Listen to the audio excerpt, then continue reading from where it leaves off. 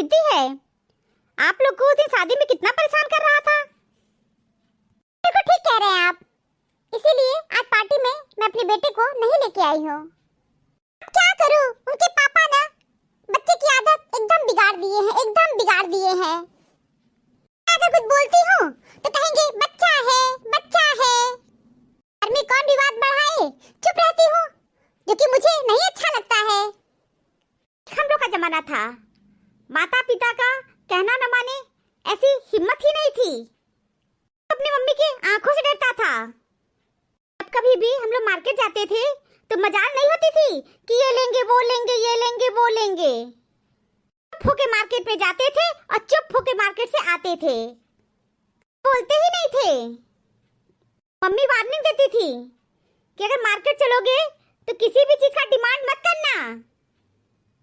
हाँ, ये भी कहूंगा, मेरे मम्मी पापा सब कुछ लाके देते थे, तो कोई कभी भी हम लोग नहीं निकालते थे। मैंने उस दिन देखा कि आपका बेटा बहुत जिद्दी है, बहुत जिद्दी। आप लोग जो भी उसको खाने को दे रही थी उठा के फेंक दे रहा था। आप लोग एक डिमांड पूरी करती थी, वो अगला डिमांड शुरू कर देता था। अब हम क्या करें, आप ही लोग बताइए, क्या करें। घर में मेरे पति की चलती है, बच्चा बच्चा कह के खोपड़ी पे बैठा लिए हैं। कोई बच्चा तांडव कर रहा है। अब क्योंकि हम लोग तो अभ्यस्त हो चुके हैं उसकी हैबिट को देख करके, हम लोग को अब बुरा नहीं लगता है, क्योंकि हम लोग जान चुके हैं कि मेरे बच्चे की आदत है। बाहर के लोग देखेंगे तो बिल्कुल भी ये गुड हैबिट तो कहेंगे ही नहीं। मेरा बच्चा भी बहुत नालायक है, बहुत नालायक। हम तो सख्त हैं, लेकिन मेरी वाइफ खोपड़ी पे बैठाई है। इकलौता लड़का है, इकलौता लड़का का बैंड बजा के रख दिया है। कुछ कहो तो मेरी वाइफ यही कहेंगी, इतने मान मनोबल के बाद बेटा हुआ है, इतने मान मनोबल के बाद बेटा हुआ है, कुछ कहो मत। कहने में एक नंबर का गोबर गणेश है, तो मानता ही नहीं है। 12 लुच्चों लफंगों के साथ फ्रेंडशिप किया है। जी, हमारे आपके घर की कहानी एकदम विपरीत है। सही तो आपके पति गलत, यहाँ मैं सही तो मेरी पत्नी गलत। मेरी वाइफ खुद लड़का लड़की में बहुत भेदभाव करती है। 2 लड़कियां हैं, लेकिन नहीं, कहेंगी इनको तो दूसरे घर जाना है। मेरी वाइफ सारा तमीज लड़कियों को सिखाएंगी, लड़के को कोई तमीज नहीं सिखा रही है। अगर मैं अपने बेटे को डांटने मारने के लिए बढ़ता हूँ तो मेरी वाइफ सामने आके खड़ी हो जाती है, कहती है मुझसे बुरा कोई नहीं होगा।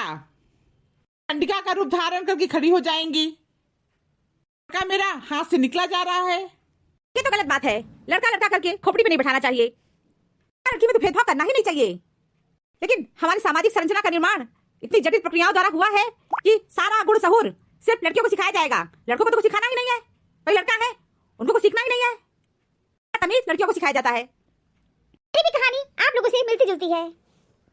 किसको दोष दे, अपने संस्कारों को, स्कूल को, समाज को, किसको दोष दे? तो अपनी किस्मत को दोष देते हैं, अपनी किस्मत को।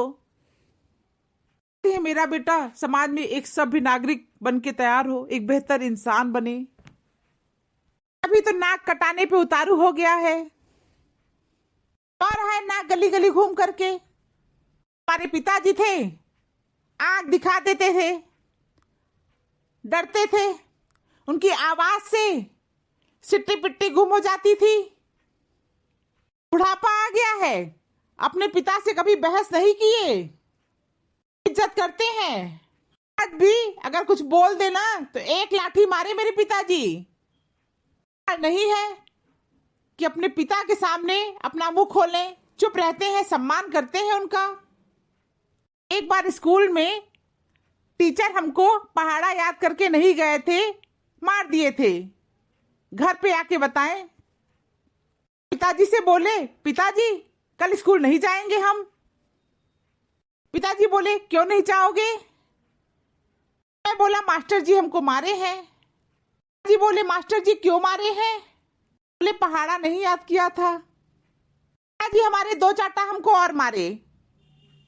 दूसरे दिन स्कूल लेके मुझे स्वयं गए थे। उस दिन के बाद से ना दोबारा मार खाने की नौबत नहीं आई। हमेशा मास्टर जी जो सिखाते थे, जो पढ़ाते थे, सीख के जाता था और सीख के घर आता था। तो वो जमाना रहा ही नहीं कि हम लोग बच्चों को डांट मार सके। क्या बच्चे हम लोग को खुद ही समझा देते हैं। इसको दोष दिया जाए, अपने बच्चे हैं। हम लोग का जमाना था, पापा की आवाज से डरते थे। घर में पापा नहीं रहते थे तो भले ही हम मुंहबाजी कर लेते थे, लेकिन जैसे ही पापा घर में एंट्री करते थे हम लोग मेज कुर्सी निकाल करके किताब कापी बैठ जाते थे। और मेरी मम्मी हमेशा ऊपर से कहती थी, आने दो तुम्हारे पापा को, ऐसा कहेंगे, आने दो तुम्हारे पापा को, कहेंगे। पापा की एक ऊंची आवाज से हम लोग ना सहम जाते थे। उस समय तो बुरा लगता था, लेकिन सच बताऊं आज बहुत अच्छा लगता है कि हमारे माता पिता हम लोग को बहुत अच्छे संस्कार दिए हैं। और मुझे दुख है इस बात का कि हम अपने बच्चों को उस प्रकार के संस्कार नहीं दे पा रहा हूं। कभी कभी यही सोचता हूं कि मेरा बेटा एक बेहतर इंसान बन पाएगा। विवश हूं, लाचार हूं, समय पे छोड़ दिया हूं। कभी अच्छा मूड होता है तो बच्चे को समझा देते हैं, उचित अनुचित बातों को समझाता रहता हूं। बच्चे बड़े होने लगते हैं तो उनको मानना सही भी नहीं होता है और मानना भी नहीं चाहिए। नहीं, मानना तो नहीं चाहिए, इसके तो भी मैं सख्त खिलाफ हूं। दुख इस बात का है कि बच्चे समझते ही नहीं है। आजकल के बच्चे ना वर्तमान में जीते हैं, आज की फिक्र करते हैं, इसके बारे में सोचते ही नहीं है कि उनके सामने उनका पूरा लंबा जीवन पड़ा हुआ है। समझते ही नहीं है, क्या किया जाए। कंप्रोमाइज करके जीवन बिता रहे हैं। मैं तो आप सबसे यही कहूंगा, समय निकाल करके अपने बच्चों को 1-2 घंटे अपने बच्चों से बातचीत किया करिए, सही गलत बताया करिए। समय पर उनको नैतिकता और सामाजिकता के बारे में भी बताया करिए। आजकल के बच्चे ना जानते सब हैं, लेकिन जीवन में उतारते नहीं है। जीवन में उतारते ही नहीं है तो जानने से क्या फायदा। यही तो प्रॉब्लम है। और आप लोग ये काम और क्या करिए, बच्चों की डिमांड बहुत जल्दी पूरी मत किया करिए। उनसे कहा करिए कि अगर तुम लोग हमारा कहना सुनोगे तभी तुम्हारी डिमांड पूरी करेंगे। लगता है इससे कुछ प्रभाव पड़े। ठीक कह रहे हैं आप, चलो ये भी करके देख लेते हैं।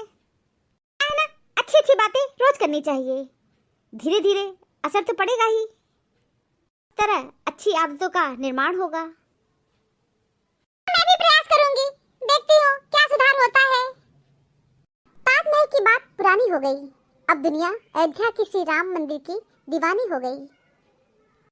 ना ही 2024 आने की खुशी है, ना ही 2023 जाने का गम। असली खुशी उस दिन आएगी जिस दिन खुद को कामयाब कर लेंगे हम। परेशानी में जो सीख और अनुभव मिलती है वो दुनिया का कोई इंसान नहीं दे सकता है।